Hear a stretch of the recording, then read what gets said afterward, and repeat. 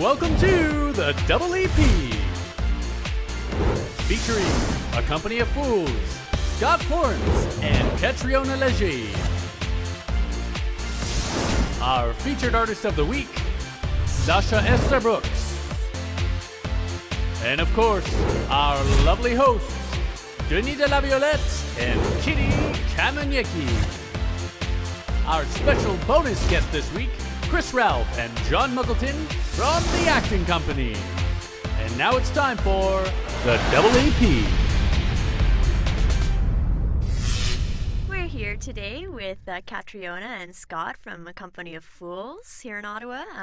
They produce Shakespearean plays, and I'm sure other not non-Shakespearean, but you guys do like twists on Shakespearean stuff too, right? Like you don't just do the full Shakespearean experience, you do more than that?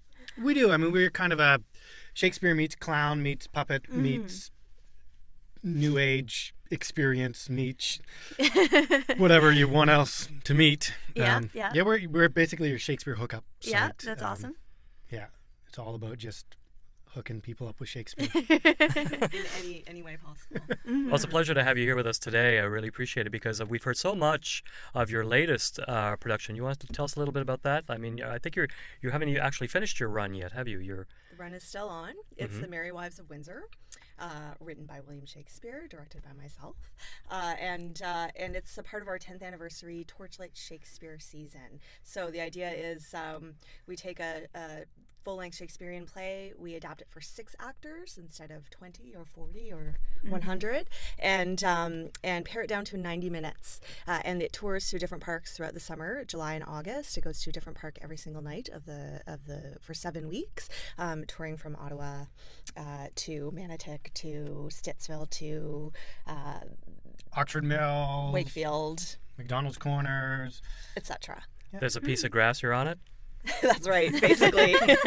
Basically. Yeah, we're more like Shakespeare's dog in that way. Piece of grass, we're on it. That's it. It's our turf.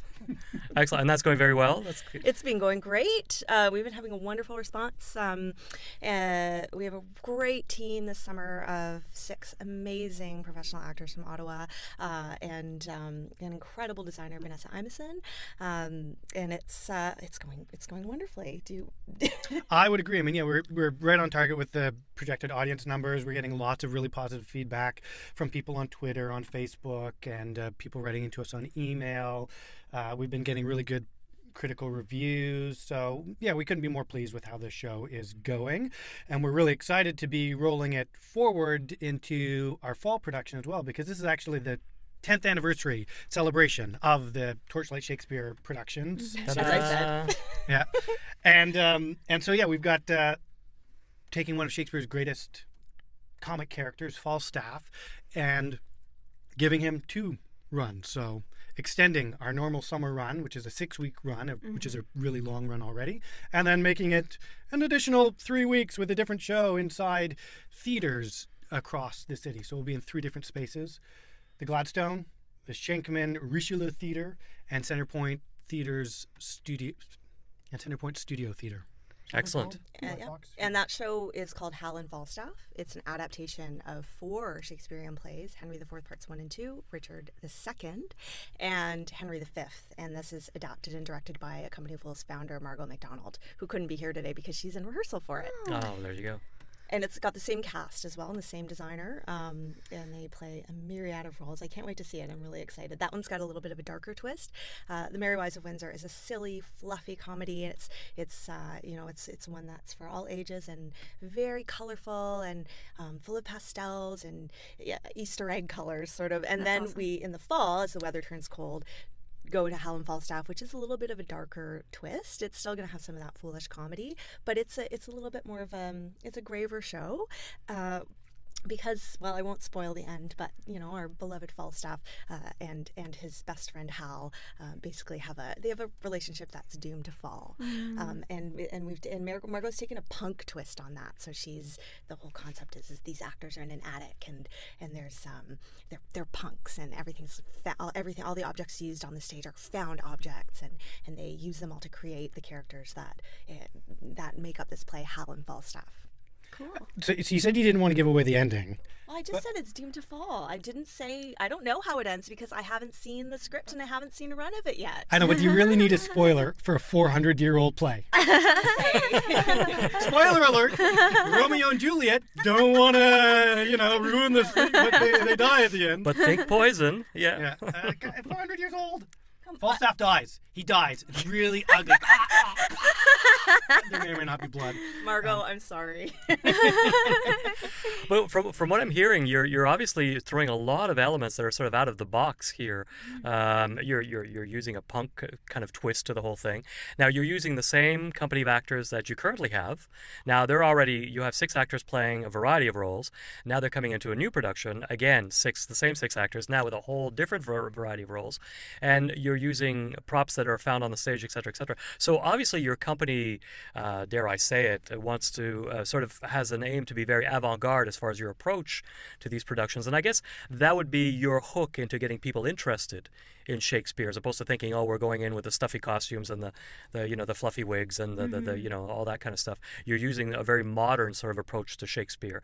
Who's responsible for coming up with these weird sort of angles on Shakespeare? Well, it's complete. I think it's completely the directors. Blame the directors. Don't blame me. The directors. It's Margot and me.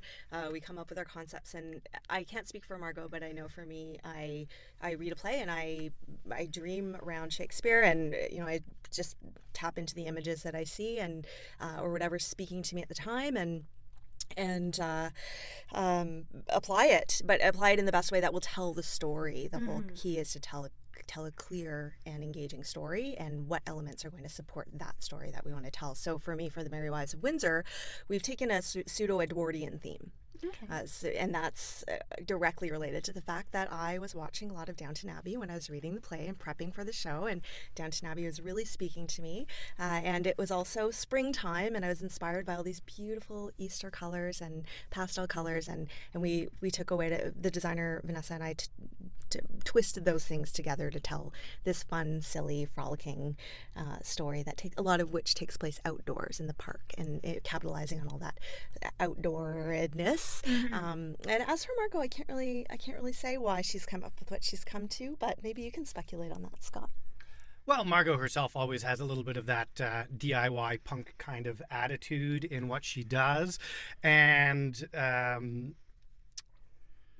play itself. I mean, the characters within Henry IV Parts 1 and 2, they are the rogues, the outside of the rules of society kind of gang, right? Like, so they are the punks of their era. They're spitting on the rules, spitting on authority. And what's interesting is that Hal, the prince, he is going along with all of this, and he's definitely one of the rogues gallery, but he also knows that one day he's going to have to let that go and take his rightful place as the heir to the throne of England. And so that journey for him, and that tension between, hey, I want to have a really great time with my friends, and I want to engage in all of these elements of personality that I have, but I've also got to at one point grow up and be respectable.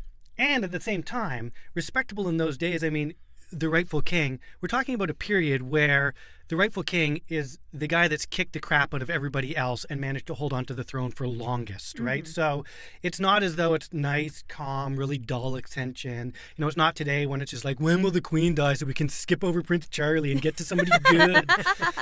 It's not like that. It's kind of like, if this king or queen doesn't die, can I plot a rebellion, overthrow them, and forcibly take the throne? So it's a punk kind of era anyway. That's my speculation. There you go. I'm channeling Margot right now. Now, Scott, having been with the Company of Fools for 20 out of their 24 years of, I guess, Shakespearean experience, do you see this sort of thing a lot, where you kind of take this sort of approach to the plays, or is this really relatively new in terms of what the company has been doing? No, we've always been about engaging and accessibility for our Shakespeare, and each production has its own unique way of going into that. You used the word avant-garde earlier to describe the company. In the past, we certainly have done some pieces which are on the edge, avant-garde. I think most people think of us just as being engaging and innovative in our approach to not being stuffy, to not being that traditional full costume, stand and deliver kind of approach to things. But part of how we always engage with people, part of what makes us accessible is not necessarily new theatrical forms being on the avant-garde, but actually going back to the worlds of commedia, the worlds of clown, which are all about engaging with the actual audience that you have. And because most theater that people see buys into that fourth wall aspect where you are there observing and we are here emoting, we erase that line in a lot of the productions and the shows that we do. And so that's always been a core belief in the company, is that we need to make you interested in what we're doing. And one of those ways is to break that wall and to actually say, hey, you're there, we're here, you can smell my armpits because of the heavy work that I'm doing, so let's make some jokes about that.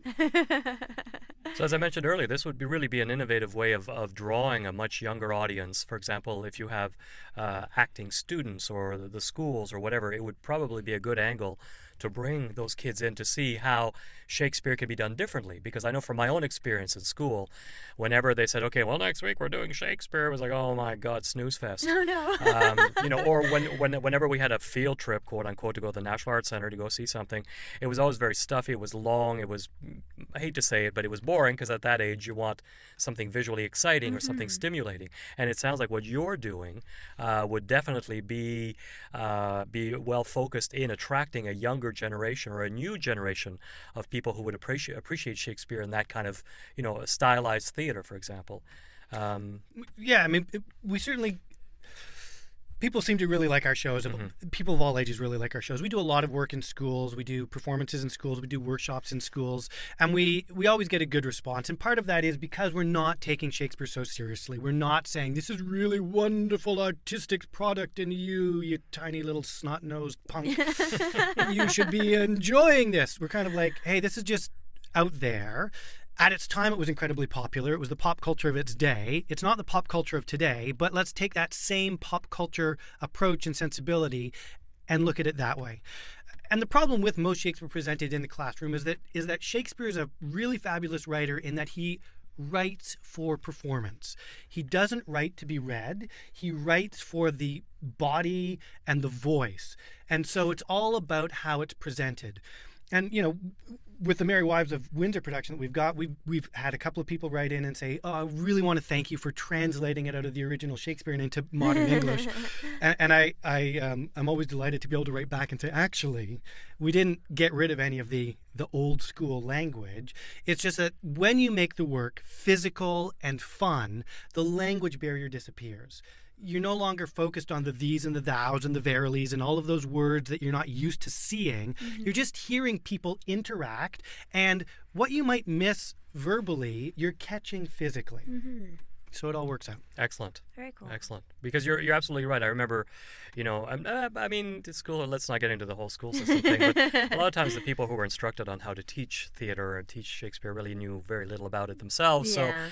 So if you were, either one of you was a teacher, for example, I could see where you could really charm and get kids interested in finding out more. And I think it's very important to have this style of theater that takes a different approach to a classical piece, because, as we know, the reading is less and less of an art form in the kids today, and if you can present a fresh approach to it, it would certainly do a lot to attract them and keep them interested, because that's what we all need in the arts is a new audience, a new audience of kids who are going to be the seat warmers of the future and the ticket buyers, and hopefully allow us a lofty retirement or whatever it is. Some kind of retirement. Some kind of retirement. Lofty or otherwise. Yeah. Oh, geez. Now, I understand that you're now a member of PACT, P-A-C-T. What is PACT? PACT is a professional association of Canadian theatres, and so it is it's the association of the big boys, the major players. Girls. Big boys and girls. So PACT is a professional association of Canadian theatres, and it's the association of the major theatres in the country. So it helps set policy and professional standards. It's the major bargaining partner with Canadian Actors Equity Association to create the CTA. And so by joining PACT, it really it either makes us more respectable or it really undercuts their respectability. I'm not sure which, but somebody's just shifted in position. But it has been a long-term goal of the company because when we started here in Ottawa in the 90s, there was very little professional theatre here in Ottawa that was going to Ottawa artists. At the time, there was the NAC and the GCTC and Odyssey Theatre, but there wasn't a lot of work for professional artists. And it was almost the joke in the city that if you wanted to get work here in Ottawa, you had to move to Toronto, and then they'd hire you to come back. And we wanted to change that. We really wanted to provide more work for artists here in Ottawa, and that's something we've consistently done. And we've been hiring at professional rates for over 15 years now, but we were finally able to make the actual leap into full membership in PACT because of some changes that have happened in the CTA that have gotten rid of some of the boring administrative reasons that we didn't join. So we're really excited because what it means now is that when we engage members of our community who are not already equity members, when they work with us, they're going to be getting their first credits towards becoming full members of Canadian Actors Equity. So not only are we paying people full professional wages, we're also enabling them to join the professional ranks of the Canadian Actors Equity Association. So we're really proud and delighted to be doing that with this, to have done that this year and to be offering this contract for that. And we're also really excited that, the actors that we're working with, they're getting a 15-week contract, which is kind of unheard of. Yeah. Like most people get 5 or 6 weeks contracts at a time, and if they're really lucky, they have a bunch of those altogether. And we're providing 6 actors with 15 weeks of professional paid work, and there aren't other theatre companies really in Ottawa. The NAC with their English theatre company, does that. But, most of the contracts at the GCTC, they're for 5 or 6 weeks. Odyssey Theatre's contract is a bit of a longer contract, but it's not that level. So we're really, really pleased and delighted to be working at that level and be offering that much work to actors. Very exciting. It's so great to be able to, for actors to be able to be paid a living wage for 15 weeks and not have to worry about having that extra job or I need to eat craft dinner for the next 2 months. Exactly. 15 weeks is that's a really lucrative contract. How long does the average actor be engaged each year under the CTA or an equity form of contract? Yeah, the Canadian Actors Equity did a study of all of their members, and most actors are only engaged for 8 weeks anyway in a year. Most of the members of Canadian Actors Equity, under an equity contract, they may be working in film and television. They may be doing other things related in the world of theatre, but as a performer or director, it's 8 weeks. So we're almost double the average in what we're offering. That's amazing. And for some That's right, I'm double than average. And I bet you use that as a sideline, right? There you go. your pickup Well, line. that's excellent, especially from Ottawa. I was here years ago as well, and the opportunities here aren't huge. So for a local company to be offering local artists an opportunity to actually work and make a living is you're to be congratulated on that because Definitely. it's definitely something that we're all looking for, and not something like you said. You don't want to be sort of trying to coordinate your waiter shifts with your rehearsals and not able to get your work done because you're serving French fries. Exactly, which is what happens a lot, right? When you're not engaged under the CTA or when you have shorter contracts, you're always having to balance those things, and you can't focus on the job at hand, the job that you're passionate about, because you've got your part-time job in the back of your mind, or your whatever, your French fries, or your babysitting, or your cosmetics counter, or whatever it is. I was going to say something and I forgot what it was. Oh no! That's all right. Brilliant. That's all right. It'll come back. But because I know there are a lot of theatre companies here in Ottawa that offer 15-week opportunities to work, but there's no pay. Yeah. So now all of a sudden, and especially if you're on, let's call it this side of the table, if you're producing or you're directing or whatever, it becomes a real headache trying to coordinate people and still be sympathetic to the fact that they have to make a living. Yeah. So you'd like everybody to come in for a full dress or for a tech or something like that, but this one's got to work, that one's, and it's really difficult to coordinate, and it's double the work. And it makes it really hard to produce quality productions because you'll always have that one thing that's falling down. Yeah. There's no such thing as a perfect production, but when you have when Jimmy and Janie are thinking about French fries and cosmetics counter and having to go here, there, and everywhere and missing rehearsals, that something's gonna fall down somewhere. So it's really nice when you have that ability to focus on the job at hand. I remembered what I was going to say, and that was the other bonus to we talk about the money and we talk about 15-week contract and isn't that great? But what's also great is the Fools are really fun to work with. It's a really great team. I keep saying they're a really great team of actors, but I've worked for the Fools off and on since 2000, and it always feels like coming home. It always feels like coming to be with family, and that's a really nice. It's really nice for people to just not think about the money or not think about their financial restrictions or their outside job, and just to focus together on being an ensemble. This year's group is a really cohesive, happy bunch of people. I mean, we're always going to complain about something, but everyone is just really feels like family. The team, and this is nobody in the cast is a core Fool. Nobody's an original Fool.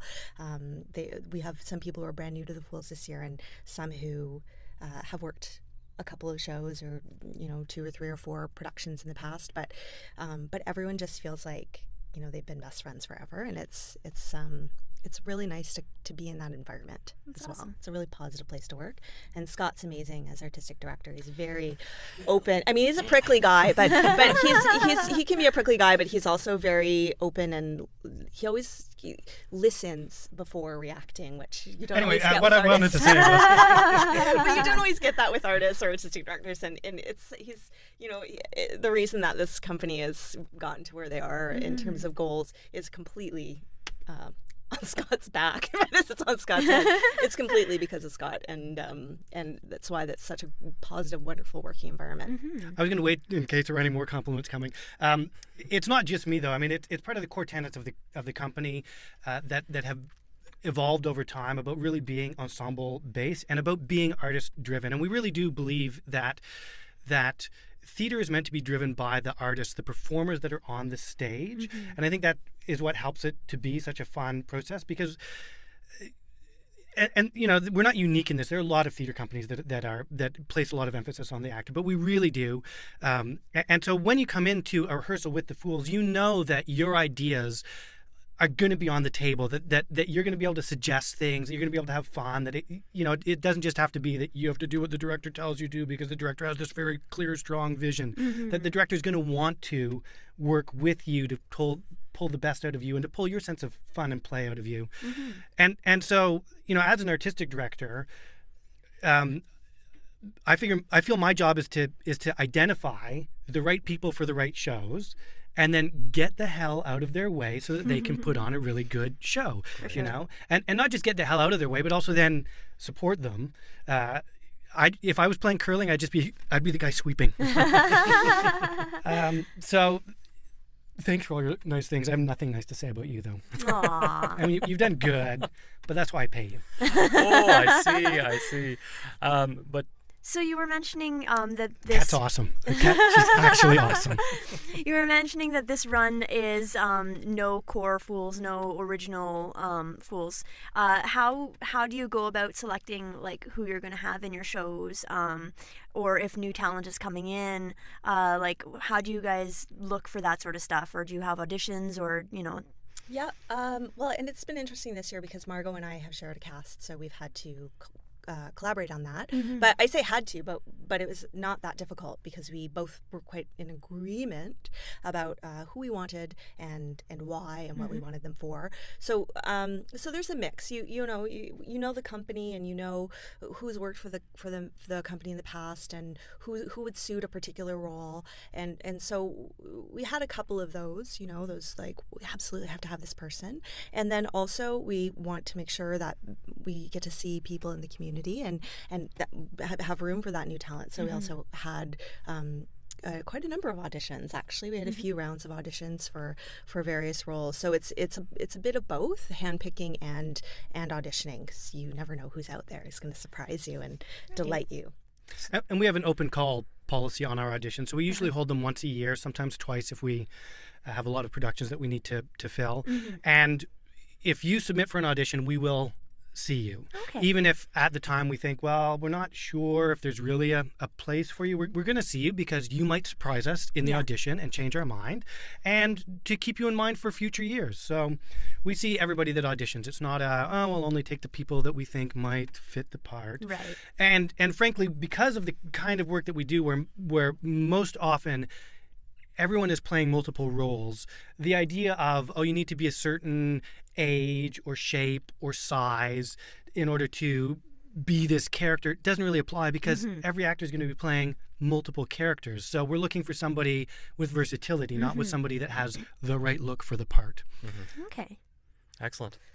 All right. Well, we're getting close to the end of our interview, but now, as most of our listeners know, with every podcast we have a contest, and what we like to do is because it makes it easier on us. But what we like to do is we like our guests to sort of generate a trivia question or some kind of Assignment of some sort. Assignment of some sort, which we develop into a contest, and of course we allow our guests to provide us with the prizes for our contest. Now, I understand you have some great prizes, so what we'll do is we'll discuss that. I'll let you describe what the prizes are, and then you will let us know what the question is, and we'll get everyone in our audience to respond to the question, and usually the first person who responds wins a prize. So or the our best prize, response. Pardon me? Or the best response. Or the best response, absolutely, depending on what the style of your question question is. is, or... Prévu. I believe our prizes are a couple of T-shirts, a Company of Fools T-shirts, as well as comps to Hell and Falstaff, which runs September 3rd to the 22nd in 3 different venues across the city. So don't worry about your location. As we said, we're in 3 different locations, so you can pick your night.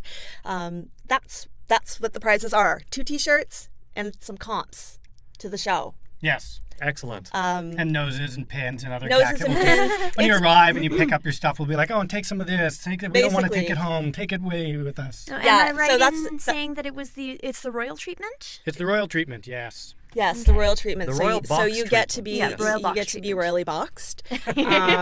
So you'll be treated like a king and queen when you come to our show, and we'll have a little prize pack for you, including T-shirts, buttons, pins, posters that are autographed by the according cast. to my notes, we have front row center seats, 2 bottles of Perrier, your names to be announced on arrival, like royalty. Ladies and gentlemen, please welcome. And sometimes, apparently some of your guests have a chance of taking part in the show as well. Depending on the show, of Depending course. on the show. Yeah. Yeah, we can't guarantee that. No. If it's the Merry Wives of Windsor, they have the opportunity. I don't know about Hell and Falstaff. I don't know either. That'll be developed it'll as you be sort of pool your mystery. ideas together, and it organically comes to be, I guess. That's right. All right, so in order to win this fabulous prize, by the way, thank you very much for offering up this prize. And Definitely. I Amazing think I'm going prize. to try to answer that question under a false name and hopefully get a chance to come see the show. Now, you have a question or a challenge for our listening audience. So, ladies and gentlemen, if you want to listen closely, here is your question. When I let my hair grow in, how many hairs are there on my head? Oh, dear. That's No? a terrible question. But I think it's an awesome, because I'm actually curious, and plus somebody would actually have to come and count my. And count Okay, hair I'm follicles. gonna pose the question. If you've listened to this podcast carefully, you'll know the answer. What 4 Shakespearean plays is Hal and Falstaff adapted from? All 4. All right, that's an excellent question. Great So, question. what 4 plays are Hal and Falstaff adapted from? And I think I remember them, so I think I I'm think gonna I write do them down too. very quickly. Romeo and Juliet. So, Romeo and Juliet, the sequel. Hamlet. Hamlet and And Juliet and Hamlet. Juliet and Hamlet. So you can send your responses to contest@mjmepics.com. And if you want to just come over and to my house and count the hairs on my head, just call me. There's a special prize for that, I'm sure. All right. Well, listen, Scott Florence and Catriona Leger from the Company of Fools, it's been a pleasure having you on our show today. Thank you for all of that great insight into the work that you're doing. It's very appreciated by audiences and actors alike. Obviously, you really put your heart into it, and we really appreciate you taking the time to come in and discuss your work with us. And hopefully, we'll have a chance of seeing you again, perhaps maybe during the run of your next production. That'd be Fabulous. amazing. If you We'd have a love little that, bit of time, for we'd love sure. to have you back and talk a little bit more about what's going on with you, and maybe we could make it a regular thing. That would be wonderful. All If right. I may I just ask? Sure. Of course. If anyone would like more information on the Company of Fools, you can visit our website at www.fools.ca, and you can also follow us on Twitter at Fools Ottawa. All right, so that's Great. fools.ca is your website for more information, and Fools Ottawa is your Twitter Account. Handle. account. Twitter handle. My There you God, go, I've even got to get better. with the 20th century. Twitter account or Twitter handle. So once again, thank you very, very much, and we look forward to our next opportunity. Very much. Thank you. Thank you. And Cat's awesome. Yes. That's true. And now, welcome to What's the Buzz? Watch the skies this weekend for Gatineau's Hot Air Balloon Festival, going on from August the 30th until September the 2nd. And on September 2nd, Billy Talent with special guests Half Moon Run and July Talk will be performing at the Bronson Centre at 7 p.m. Keep in mind there will be limited number of tickets available at the door, so get there early. And all of the proceeds will be going to the Lac Mégantic Fund, care of the Red Cross. Excellent cause. Now, the Queen Extravaganza Tour is coming to the Canadian Tire Centre September the 3rd, and the show starts at 7 o'clock. That sounds like fun. And don't forget, if you want us to promote your show or event here on the Double EP, just send us your information at info@mjmepics.com. And that was the buzz for this week, so click on the link to watch part 2 of this epic podcast featuring our guests from the acting company, as well as our featured artist of the week, Sacha Estabrooks. So, stay tuned.